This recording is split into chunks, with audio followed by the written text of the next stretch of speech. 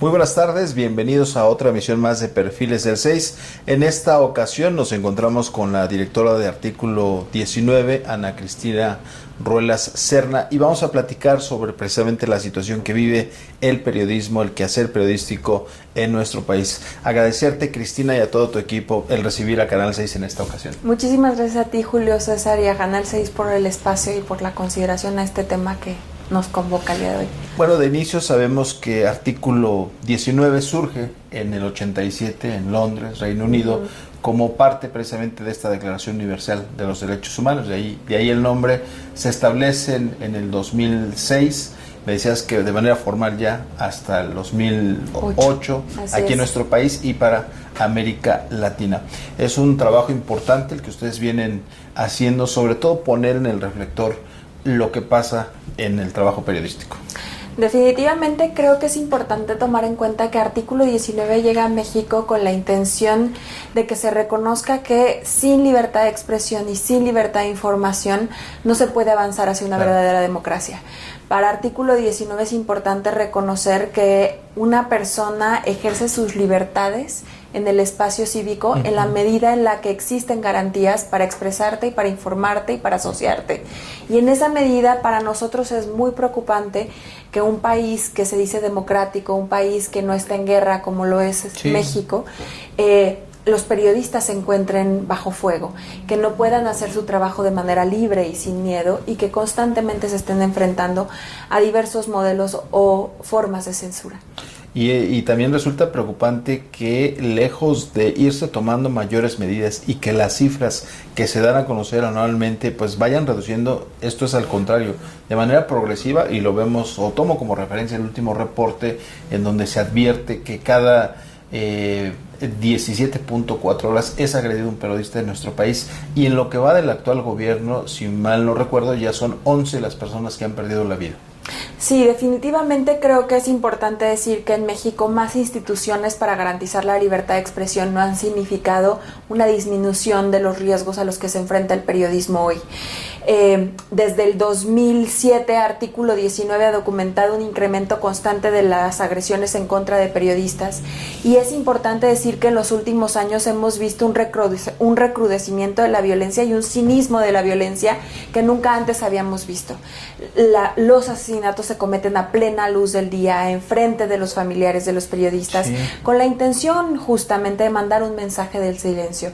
Pensemos que las y los periodistas son los mensajeros, son quienes nos informan lo que está ocurriendo allá afuera, y al final una agresión directa en contra de un periodista a la luz del día, enfrente de la propia sociedad, es algo que busca que el periodista se vuelva en mensaje, en el que la muerte se vuelva en mensaje, o la agresión de silencio para las otras personas que vieron esta agresión, pero también para aquellos periodistas que están tratando de informar sobre aquello que este periodista que fue agredido buscaba llevar a la sociedad. Uno de los temas torales es la impunidad del mensaje que se envía, ¿no? Así es, definitivamente. La impunidad para Artículo 19 es una forma perpetua de agredir.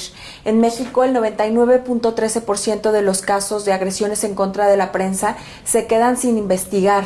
Es decir, solamente menos del 1% de los casos tiene algún tipo de solución. Pero es importante decir que esta solución tampoco es cabal, no da verdad, no podemos decir hoy que un caso de una agresión contra la prensa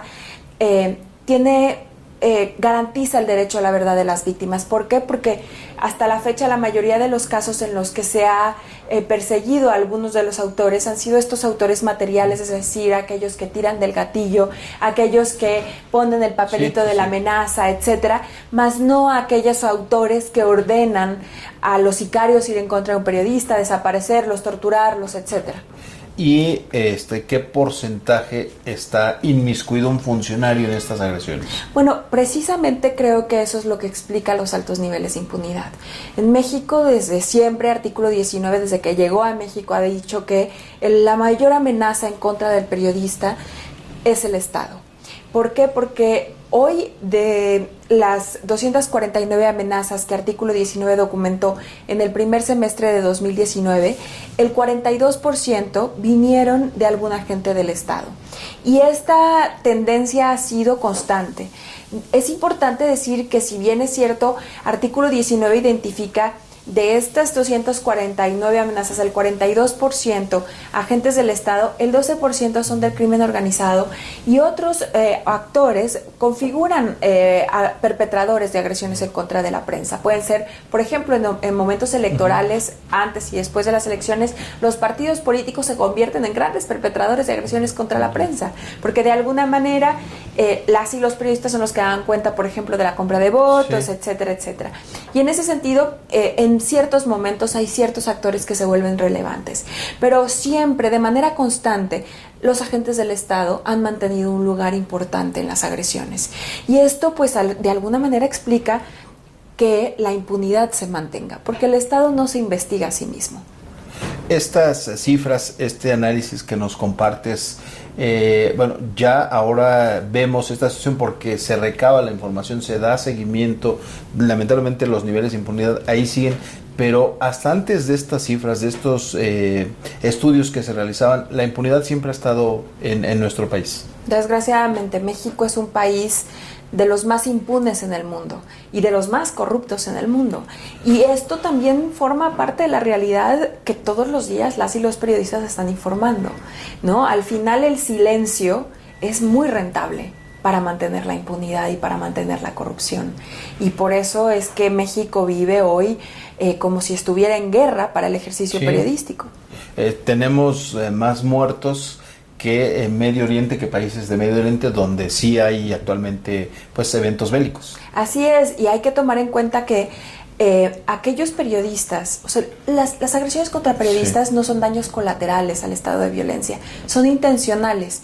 Y esto se refleja claramente tomando en cuenta que más del 80% de las agresiones que se cometen en contra de la prensa van en contra de periodistas que están investigando precisamente hechos relacionados con corrupción y política, hechos relacionados con narcopolítica, hechos de seguridad o la política de seguridad y derechos humanos. Y entonces, pues, realmente no es fortuito, ¿no? Claro. Aquellos periodistas que se acercan y que tratan de informarnos del estado de violencia que hay allá afuera son precisamente los que son objetos de este tipo de violencia. Ahora, en este mapa que ustedes tienen, ¿hay estados focalizados donde sean más constantes las agresiones o sea un mayor número? Creo que precisamente algo que llama la atención en este año, en 2019, es que a comparación del año anterior, Quintana Roo no figuraba como uno de los estados más violentos para ejercer el periodismo en el país. De hecho, el 2018, artículo 19, documentó un total de 26 agresiones en el caso del estado de Quintana Roo en todo el año, y en este primer semestre solamente se documentó el mismo número. Es decir, la violencia en el caso de Quintana Roo ha ido incrementando de manera significativa, y es importante decir que, si bien es cierto que ya lo veíamos venir en el sexenio de Enrique Peña Nieto, porque precisamente se empezaban a ver ciertas acciones de la autoridad que trataban de censurar puntualmente a la prensa, creo que ahora se intensifica y se vuelve cada vez más preocupante. Y también así, pues, estados como Veracruz, donde de manera constante se han mantenido desde los últimos casi 8 años como uno de los estados más violentos para la prensa, hoy se mantiene como uno de los estados más violentos Guerrero, Oaxaca, la Ciudad de México, pero tomando en cuenta también que la Ciudad de México, por ejemplo, en este caso, pues también es la que mayor número de periodistas concentra. Uno pensaría que en el caso de Veracruz, donde tú mencionabas 8 años por lo menos, han pasado 3 gobiernos distintos, el actual gobernador priista está en la cárcel, pasó un panista, ahora está un morenista, pero la situación en ese estado en específico no ha cambiado en el caso de la agresión a los periodistas. Así es, y no ha cambiado porque no ha habido acciones contundentes para garantizar un sistema de protección integral para la prensa. Es decir, si no entendemos que combatir la impunidad, que mandar un mensaje de consecuencias para los perpetradores es la manera idónea para prevenir las agresiones contra la prensa, no va a haber ningún sistema de protección que alcance. Necesita haber sanciones para los perpetradores para que los mecanismos de protección sean realmente efectivos. Necesitamos que haya un sistema judicial que sancione las agresiones contra la prensa y que reconozca la importancia del periodismo. Y esto es importante decirlo, claro, porque Durante el sexenio de Enrique Peña Nieto vimos una constante en la cual se justificaban las agresiones contra la prensa para criminalizar a la prensa que era agredida. Es decir, se decía que aquel periodista que era agredido es porque estaba en un mal momento, en un mal lugar, con malas personas. Ahora se ha generado una narrativa distinta de estigma en contra de la prensa que busca divorciar a la sociedad del periodismo. Recordemos que los periodistas hoy por hoy lo que tienen es la cercanía a las personas, y la violencia lo que ha generado es un divorcio constante entre la sociedad y la prensa, precisamente porque la sociedad no ve a través de la prensa lo que está viendo en su realidad, y la prensa se siente alejada de la sociedad precisamente porque la sociedad no le está acompañando en un contexto de gran violencia en la que los están matando. Entonces estamos en un momento muy, muy difícil en el cual medidas de protección idóneas tienen que ver, sí, por un lado, con un combate decidido a la impunidad, pero por el otro lado, un reconocimiento desde los más altos funcionarios de la importancia de contar con una prensa libre. ¿Esto los lleva a una autocensura de su trabajo? Bueno, definitivamente hay casos en los que las y los periodistas han decidido silenciarse y autocensurarse. Hay estados en la República que se conocen ya como las zonas de silencio. Tamaulipas, Veracruz, Sinaloa. También. En Veracruz el caso es interesante porque los periodistas a través de redes de protección han generado mecanismos de resistencia que les han permitido seguir informando y reconocer la función social del periodismo. En México el miedo que provoca la violencia ha generado de alguna manera que las y los periodistas se unan entre sí, decidan incluso ceder a su nombre y volverse anónimos, y entonces empezar y seguir informando a la sociedad. Sin embargo, hay estados de la República, como te digo, en el caso de Tamaulipas, en el que los propios periodistas reconocen que ya han adoptado el código de conducta que desde el crimen organizado, desde el Estado les han impuesto para mantener el silencio, porque saben que si no, los van a matar. O dictarles en muchas ocasiones lo que tienen que publicar, ¿no? Así es, definitivamente, porque existen diversas maneras de violentar la libertad de expresión y, por lo tanto, privarnos a nosotros como ciudadanos de la posibilidad de estar informados. Y estas violencias no solamente tienen que ver con las amenazas, las intimidaciones, los asesinatos o las desapariciones. Existen otras formas de amenazar y de disminuir los riesgos, de disminuir los flujos de información que estamos recibiendo como sociedad. Si me lo permites, Ana Cristina, vamos rápidamente a una pausa. Vamos a regresar para que nos compartas tu impresión de qué está haciendo en el actual gobierno y, bueno, también con las declaraciones del presidente, si estas inciden en esto que tú nos acabas de compartir. Vamos a la pausa y regresamos a Perfiles del 6.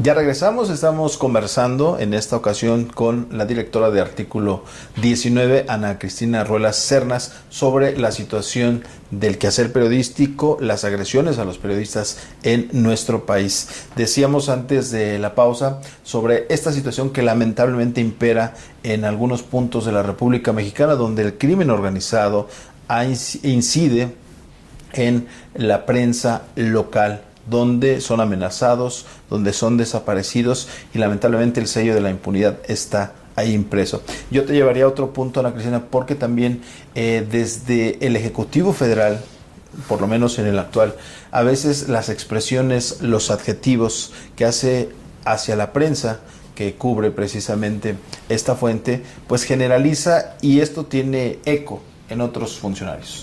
Definitivamente, creo que algo que es importante decir es que una forma, como te decía, de prevenir las agresiones contra la prensa es que desde los más altos funcionarios, incluido el presidente de la República, se reconozca la importancia de un periodismo libre, la importancia de que la ciudadanía tenga un periodismo que viva sin miedo.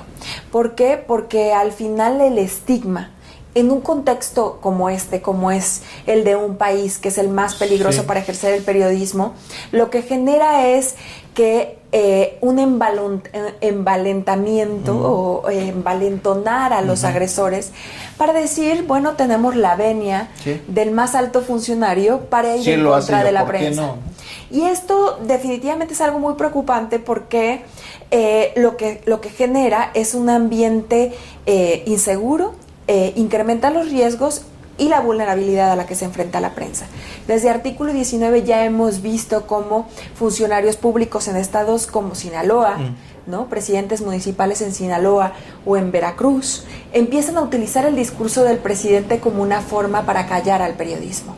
Y esto es algo que preocupa mucho, porque de alguna manera aquellos periodistas que están tratando de romper el silencio, de seguir contando sobre los hechos de corrupción, de violencia, de impunidad que se viven en estas pequeñas comunidades, pues al final son amedrentados y son sujetos de campañas de desprestigio por parte de estos funcionarios públicos que bajo el mismo argumento de, bueno, lo dice el presidente, claro, pueden seguir atacando e inhibiendo el ejercicio periodístico y por lo tanto privando a la ciudadanía de información de interés público. En su reciente informe, el presidente expresaba que más de 300 periodistas en todo el país tienen actualmente esta protección, esta ley de protección a periodistas, pero más allá de estos mecanismos, ¿qué está faltando para que se tenga, pues, o se trate de revertir esta situación? Pues como te decía, creo que uno de los puntos más importantes tiene que ver con un sistema de protección integral. Por un lado, es importante que haya una coordinación efectiva entre las instituciones que conforman el mecanismo de protección a periodistas, que son la Secretaría de Relaciones Exteriores, la Secretaría de Gobernación, que es la Secretaría Técnica, la Comisión Nacional de Derechos Humanos, la Comisión Ejecutiva de Atención a Víctimas como una parte tangencial, pero está ahí participando, y la Fiscalía Especial de Atención a Delitos contra la Libertad de Expresión, para que, pues de alguna manera, a través de sus funciones, de las atribuciones que a cada una lleve, pues desarrollen actividades para proteger a periodistas, que van desde la prevención, desde la protección hasta la sanción. Es decir, la prevención no solamente tiene que ver con medidas para prevenir específicamente las agresiones contra un periodista, sino medidas que hoy son utilizadas por funcionarios públicos para agredir a periodistas. En México existen muchas leyes que son utilizadas por funcionarios públicos para atacar a periodistas, desde delitos contra el honor, ¿no? Tipos penales que son utilizados para poder demandar y denunciar a periodistas. Hoy existen en México en muchas entidades de la República. Con una medida preventiva específica tiene que ver justo con tratar de eliminar estos tipos, por ejemplo, penales que son utilizados para agredir a periodistas. También existen otras leyes que, por ejemplo, permiten iniciar demandas por la vía civil en contra de periodistas y que tendrían que ser exactamente, y que tendrían que ser reformadas. Existen, por ejemplo, mecanismos o leyes que permiten hoy que exista una relación perversa entre medios de comunicación y gobierno a través del dinero público, como lo son la Ley de Comunicación Social. Entonces, estas medidas preventivas pueden garantizar un ejercicio un poco más fluido del periodismo en México, pero no se está haciendo nada al respecto. Otra medida preventiva que es muy importante, como ya te lo decía, tiene que ver con el reconocimiento. Es decir, el presidente se tiene que abstener a decir cualquier tipo de estigmatización en contra de la prensa y en su lugar tiene que reconocer la importancia del periodismo en la vida democrática. Y en nada contribuye, por ejemplo, las declaraciones de diputados, por ejemplo, de PT, Óscar González Yáñez, que advierte que se tiene que controlar a los medios de comunicación porque vienen elecciones. En nada creo que contribuye. No, definitivamente no, porque precisamente las elecciones y las protestas son a nivel internacional un discurso especialmente protegido, en donde la información juega un papel importantísimo para que la gente salga a las calles a votar. En la medida en la que tú tengas información incluso sobre si una casilla está abierta o no, es en la medida en la que la gente va a participar en la vida pública del país. Por eso es que específicamente estos periodos son en los que requerimos un periodismo vibrante, vivo y libre, que pueda hacer su trabajo sin miedo. Estas declaraciones de un diputado son muy preocupantes porque nos hacen reconocer que los diputados no reconocen el ejercicio de derechos humanos y la importancia precisamente del periodismo en una democracia. Con base en el trabajo que realiza Artículo 19, ¿hay algunas experiencias aplicadas a otras naciones en donde esta situación, no sé si a Colombia, no sé si existe otro país, en donde la agresión a periodistas con mecanismos específicos se haya revertido, se haya avanzado como un ejemplo a seguir? Bueno, creo que definitivamente las naciones a las que tendríamos que voltear y donde tendríamos que empezar a identificar cómo proteger a la prensa es aquellas en las que los casos de asesinatos a periodistas, en las que las agresiones a periodistas no se quedan en la impunidad, en la que cualquier investigación es investigada a fondo para identificar cuáles fueron las motivaciones por las cuales alguna persona decidió callar la voz de un periodista. Y también creo que es importante, por ejemplo, ahora esta semana salió el colectivo 23 de marzo a publicar este tipo de prácticas. Son muy importantes porque el colectivo 23 de marzo son un grupo de periodistas internacionales y nacionales que buscan traer a la sociedad aquella información que privó de la vida a una periodista, como en este caso lo es Miroslava Breach en el estado de Chihuahua. Es decir, decirle a los funcionarios públicos, decirle al crimen organizado: ustedes no están callando la verdad matando periodistas, porque habremos más periodistas que seguiremos hablando sobre aquello que se trató de silenciar. También es importante reconocer, por ejemplo, ahora que ha habido un atentado constante en contra de la prensa en Estados Unidos, en Inglaterra, en otros países en Europa, la sociedad ha salido a defender el periodismo, y eso necesitamos en México. En México la sociedad no defiende el periodismo y no se da cuenta de que al no defender al periodismo está dejando de defenderse a sí mismo y la posibilidad justo de salir a las calles y participar. Entonces creo que es importante tomar en cuenta esto. Si bien es cierto que en Colombia, en Honduras, en estos países en donde existe un mecanismo de protección a periodistas, por ejemplo en el caso de Colombia, han disminuido las agresiones contra la prensa, lo han sido también por ejercicios que han tenido que ver con la garantía de justicia y el derecho a la verdad de las víctimas. Pero mientras no haya un combate a la impunidad, es difícil hablar de una disminución de agresiones contra la prensa en nuestro país. Entonces hay un papel, lógicamente, de nosotros como medios, el unificarnos, y también de la sociedad ser más participativa en ese sentido. Así es, definitivamente creo que los medios también tienen que ser corresponsables de las agresiones contra la prensa. Si los medios no se acuerpan entre sí y reconocen que este es un problema de Estado, del que tienen que hablar todos los días y al que tienen que defender, esto no va a acabar. Necesitamos que los medios también generen una contranarrativa a estas narrativas que vienen desde el Estado, que hacen cada vez que la sociedad se vaya separando de la prensa.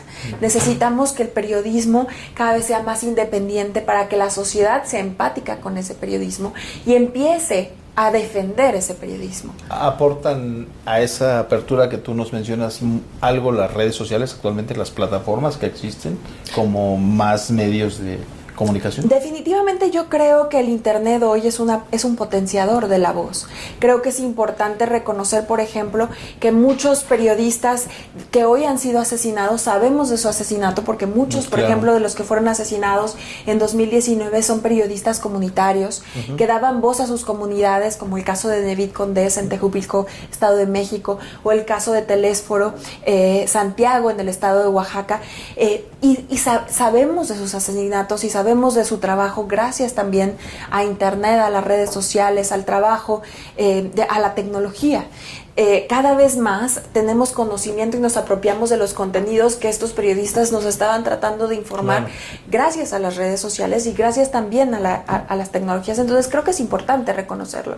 La medida en la que estas tecnologías se mantengan en estados de libertad es en la medida también en la que tenemos más información. Regresarte al tema del Ejecutivo, ¿ha sido el gobierno actual receptivo de esto que ustedes han publicado, de estos trabajos donde se pone precisamente en la luz pública esta situación?